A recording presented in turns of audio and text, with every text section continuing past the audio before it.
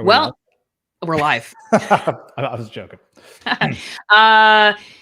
So you get to add Twitter to your list of things. Well, actually, you haven't officially been suspended by YouTube, right? So is this your first naughty timeout from a big hold tech it. company?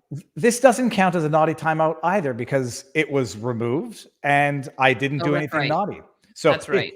Even on YouTube, I once had the video removed. They put it back. I have an intact record on my main channel, Viva Frei, and I have a still hitherto intact track record on Twitter. But I want an explanation. See, that's why all of you guys should go to law school if you want to be in this business of podcasting. You got to get a law degree and then just get a lot of people on Twitter that are very angry and willing to retweet.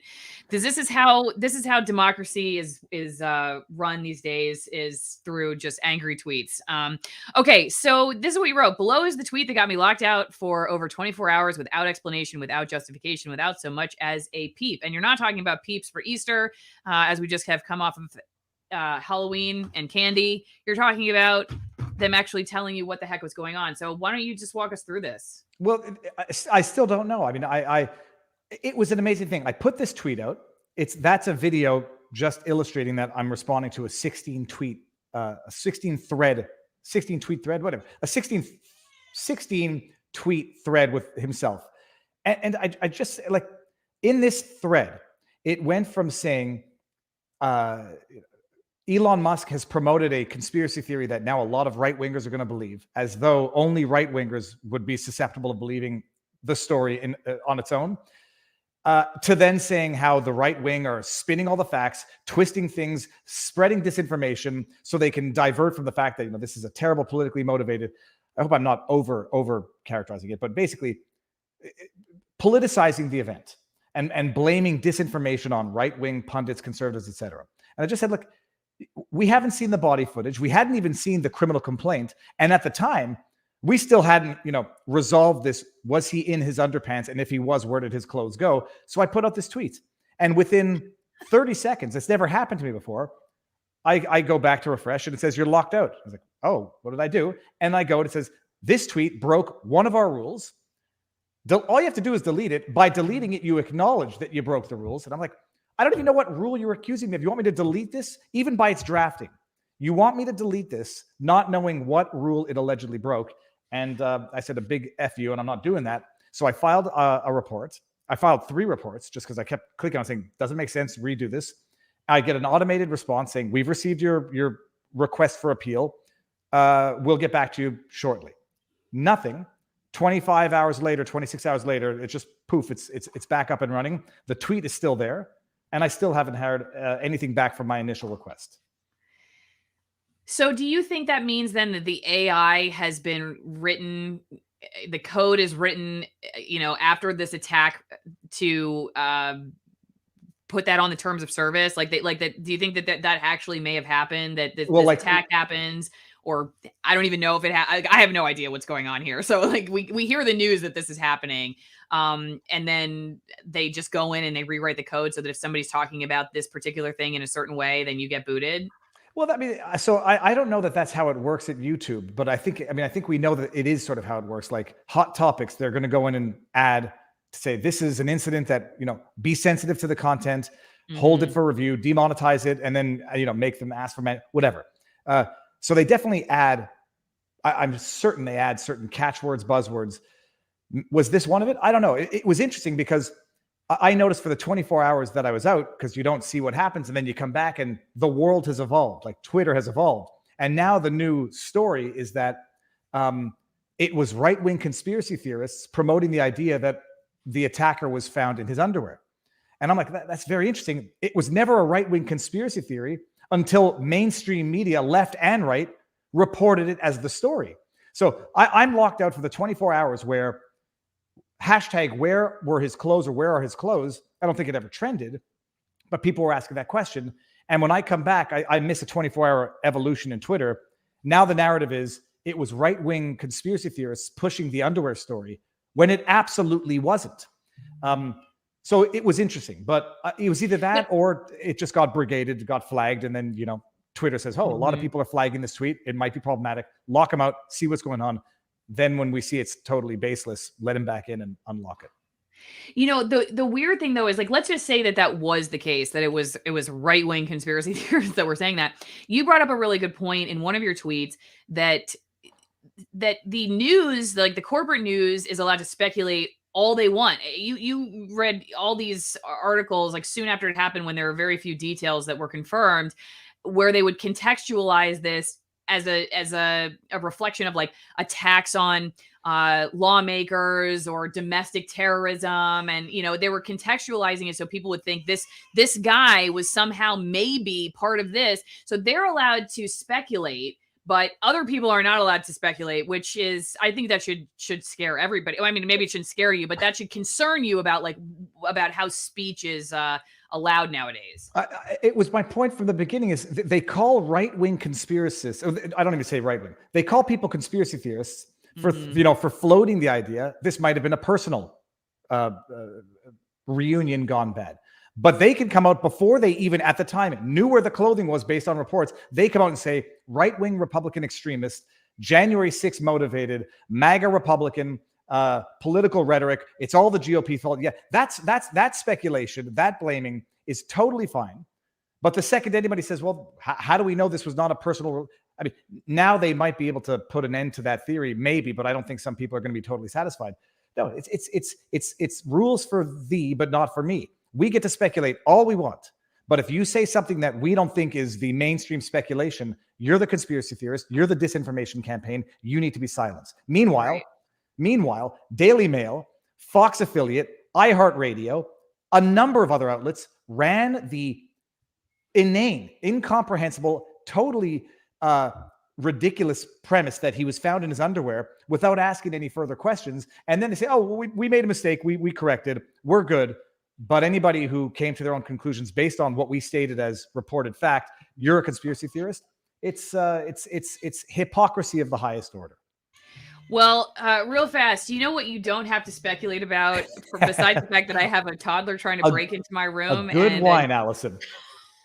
Is that every new mom needs a great bottle of wine. Mother's Day is only a year away, but that doesn't mean you shouldn't buy your favorite mom some wine.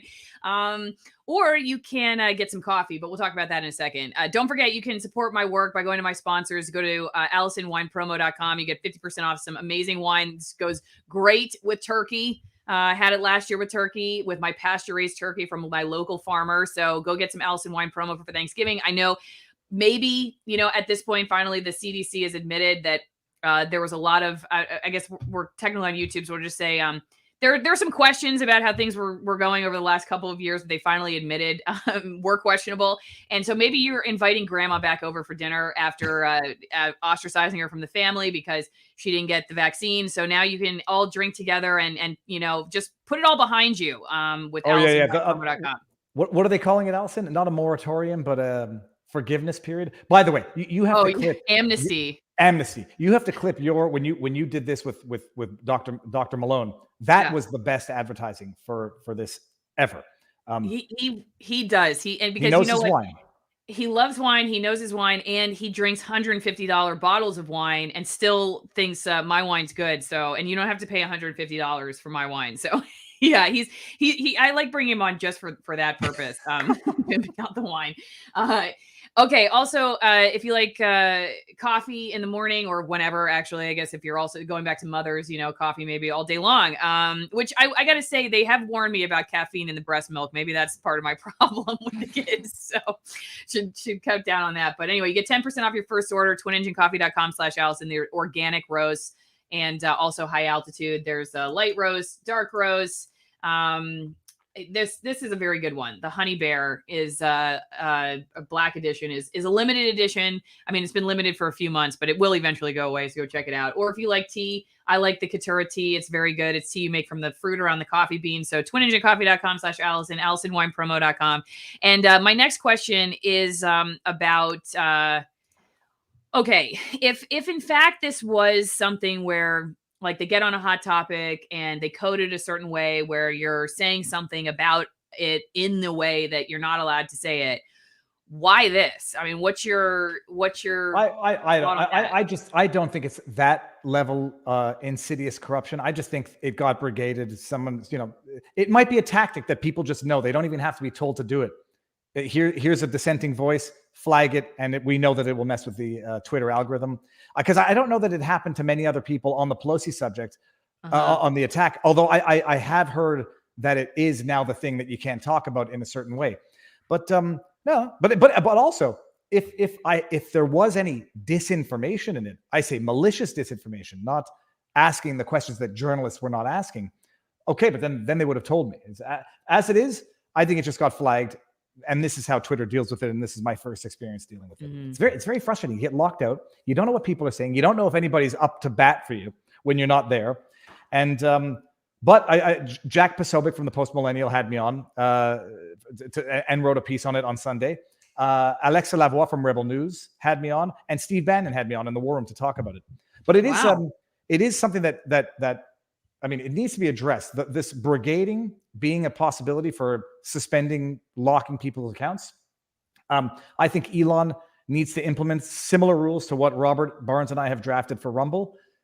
If people flag and wrongly flag a video, a tweet, whatever, and it gets reinstated and the flag was wrong, you get the strike, you get locked up for 24 hours. People will think about what they're doing before doing it. Although people might just set up bot accounts to do it, but whatever. Always a new problem to a solution, but there's a solution there. That's an interesting idea. Okay, well, let's take a quick couple questions from locals and then wrap this up. Does he truly believe that he was censored for questioning media matters, or was it just a mistake? AI filtering through tweets and a word triggered ban. We kind of already talked about this. But my most likely thing might be a brigade of sorts. I think that's how typically it works. Okay, Viva's out of Twitter jail, that somebody was sharing. Do you support common sense hammer reform? I don't like making jokes about incidents that are actual. I'm saying this like, Tom, I know the memes are out there. The internet is a mean place for humor. But humor is tragedy plus time, and we have not yet had the time. So, okay. Not that getting locked out of Twitter is something one aims for, but would you rather it have been over something else like the Canadian Emergency Act inquiry so that you could draw attention to more pressing issues? Well, that's interesting. Either way, the outcome is going to be the same, because this did, it's so stupid. It's not the thing that I'm after, but it raised awareness of my Twitter feed, and it will indirectly allow more people to know what the heck is going on with that, which I have to catch up on today, because it's apparently it's off the rails now. I heard Just the News, John Sullivan was also banned, but they appealed to Elon and they were let back in. How do you think Elon's takeover is going to affect this mobocracy that we have on Twitter, where we use Twitter to try to get things done with the other big tech platforms? I'm just curious. What we're going to see in real time is whether or not the people. Oh, look at that! I'm all alone. Sorry, I meant to make us both big, but the question is going to be whether or not the people with actual purchasing power are going to make decisions that are going to actually impact advertisers. Right now, you have everybody saying, "Get people to pull their ads from Twitter. That'll show Musk." Very few companies are financially suicidal. And so, if the very vocal minority, or if it's a very vocal group and we don't know the size, say, get the advertiser out, we will not spend any money on things that advertise on Twitter, and it has no financial impact, or quite the opposite, people are more inclined to buy who are actually active on Twitter. Companies are not really going to cut their nose off to spite their face, but we'll see. If companies start pulling their ads from Twitter, we'll see if Elon has to not bend the knee, but rather tweak the rules so that he doesn't lose his $44 billion investment. But that's where we're going to see. The threat now is not sabotage, not whatever. It's get companies to pull their ads so that Twitter loses revenue. And if that happens, it'll be interesting to see. If it does happen, it'll be interesting to see how Elon can get around it. Maybe people will be willing to pay $5 a year, which would be massive. I mean, Google switches to $3 a month and everybody does it because they're already hooked. But we'll see. For the time being, I think it's just a very vocal minority who are out there brigading, harassing in the advertiser sense, and they're trying to do it with Elon, the owner of the company. But at the end of the day, profits speak louder than virtue, for good and for bad. Did you see this story about people? This was so funny. people faking being employees of Twitter with their boxes packed and it's like Musk has allegedly fired an entire team of Twitter data engineers as laid off employees Rahul Ligma and Daniel Johnson are pictured walking out of San Francisco office. And he said Ligma Johnson had it going. I never even knew about that joke, but I thought that was pretty funny that people were doing that. And they hosed the mainstream news on that. First of all, when I first saw it, I don't know. I didn't understand it. It looked weird. But who was it? I don't know if it was a real reply or not. Taylor Lorenz said something apparently like, how horrific, Mr. Ligma, if you want an interview, come and talk to me. I don't know if that was a genuine screen grab, because I, like many others, are blocked from Taylor Lorenz. But if true, hilarious. But then in response, I see people saying who did not understand it was a joke. Lick my Johnson is the joke, people. Ligma Johnson. Somebody's like, Elon's the worst person on earth, making fun of firing employees. And then people say, dude, it's a joke and you missed it. And then the person says, well, I revise it and say he's making jokes about firing employees while doing it. Motivated reasoning. People have already come to their conclusions. And if they get duped by a clear joke or not, they're going to stick to their conclusions. People were asking Elon to bring Vine video back. I would love that, because it might get people away from TikTok. Vine was great. Thomas Sanders Vines were the best. But some people also had a good point. It's like, there's no reason why everybody should not have an easy option for longer video format on Twitter, and let Twitter compete with YouTube by creating an interactive video and social media posting platform. YouTube tries to compete with Twitter by having video and then your community tabs and whatever, but it's not convenient. It's not as interactive as Twitter. Let people post longer videos. It would be hell on the servers, but let Twitter compete with YouTube for long form video. And you might get some share of that market. I miss you, Viva. Please come back to YouTube. But Viva is on YouTube. Would you like to tell me what you do again? So I start, and then after about a half an hour, I go exclusive to local. Today I stayed on for the whole thing because it was a shorter stream. But no, I have my, I'm exclusive to Rumble. I still have some liberty where I could, circumstances depending, do an entire stream on both platforms. But it's a matter of not compelling people, but just nudging them. If you want this stuff on YouTube, it'll be there the next day. It just won't be full live stream. So after about a half an hour, give or take, I go live exclusively on Rumble, and it's been working well. And people have their issues with some of the user, what is it called, UI, but Rumble's working on it, and there's a small price to pay. Yeah, it'll get there. Gosh, I had a question for you, but I forgot. I'll think of it while I'm asking you this. Okay, still waiting for Allison's Rumble deal. Okay, we'll think about that one. Viva, are you positive you didn't get banned for violating their terms of use hair policy? Oh, I don't think so. Let's make you big real fast. Oh, look at this. I brushed it yesterday to dress up. Oh, you have Eric Hundley shirt on. Yep, I got Hundley. Yesterday I dressed up as Bob Ross for Halloween, so I brushed it and blow dried it, and so now it's starting to come down again. Awesome. But what's amazing? What was it like trick-or-treating in Florida? It was very Canada Halloween is better. I have to say it. I miss the changing of the seasons. It's not Halloween when it's not coldish, but it was a massive. We gave out, I don't know, easily over 100 full chocolate bars. We had a lot of kids come by, so people take it seriously here. But I'm not used to the not changing of the seasons. Yeah, Floridians really love candy and alcohol. So I hope you had some alcohol there for the parents. I had my martini, but I noticed parents walking around with I don't know if it was Allison Morrow wine, but they were walking around with beverages. I hope you were handing out some cards that said go to AllisonWinePromo.com for your next Halloween. Okay, having read the report, it finally makes some sense. In the end, I think it's just some case of some mentally ill guy. I mean, who knows? I think the big picture, the point that was crazy about this whole situation is like you said, okay, we don't even know, like in your case, how intentional the censorship was or what, but I think the fact that that you can speculate all day long and really create some serious damage as a legacy press conglomerate, all these, they're all saying the same thing and they're doing it together and they have huge audiences, and yet somehow they're still convinced that Joe Schmo on Twitter is really the threat to democracy. You know, when they get to speculate all day long about stuff that really gets people all worked up and hating each other. I just think it's such a good point. So I appreciate you made it. No, no, and like, Hillary Clinton can come out and blame it on half of America, and in order to suppress it, I mean, that in and of itself is heartless to exploit of what might be a Yeah. totally random or an unrelated incident, and to politically profit from that. It's disgusting. But they can do it all day long. The second somebody says, "Hey, how do we know this wasn't a relationship gone bad or whatever?" Oh, that's Yeah. conspiracy theory. But politically weaponizing it is not conspiracy theory. It's Right. politics.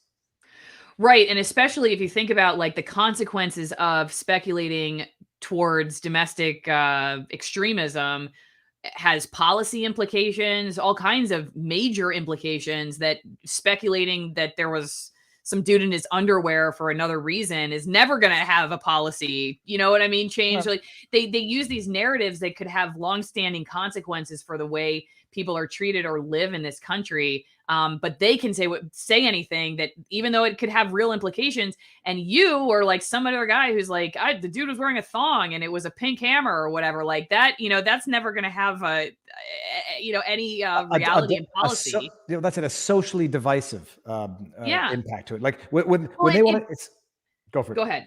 I was going to say, like, when they come up with those theories, it's not just a question of policy and politics.